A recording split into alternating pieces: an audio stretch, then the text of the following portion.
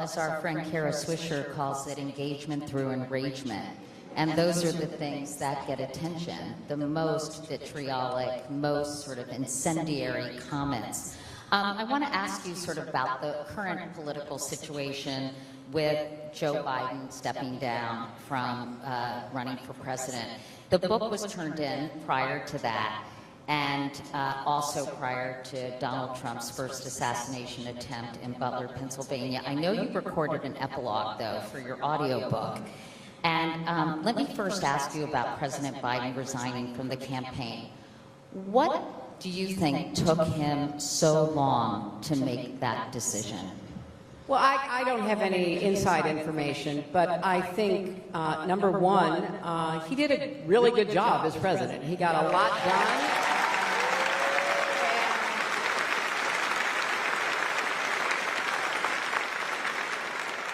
And I do think he modeled responsible leadership.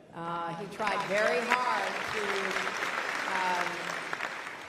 demonstrate that he wanted to be president for all Americans. He wanted to work with Republicans in the Congress. A lot of his major legislation, many of the benefits like the infrastructure bill or the Inflation Reduction Act, they're going to go to all Americans, and they're going to go to places that don't vote for Democrats, did not vote for Joe Biden.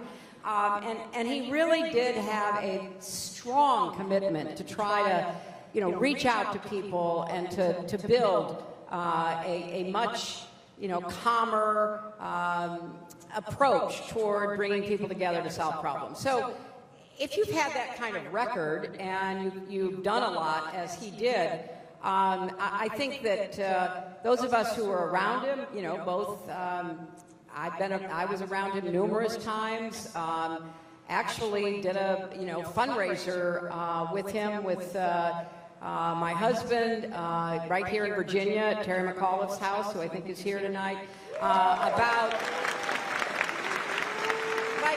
about a week before that debate. And, not only did he speak, he was in a photo line for an hour, then he went around and talked to everybody who was at the fundraiser. So when we saw the debate, like every other American, we were, surprised, shocked even.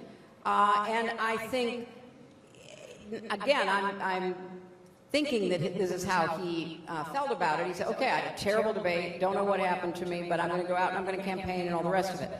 But it just couldn't be recovered. And I think then people close to him that are trusted advisors, began explaining to him that it couldn't be recovered, that he couldn't get back to a 50-50 close race that, he would be able to pull out. And he made the right decision. And then immediately after he made the decision public, he endorsed Kamala, which was also the right decision.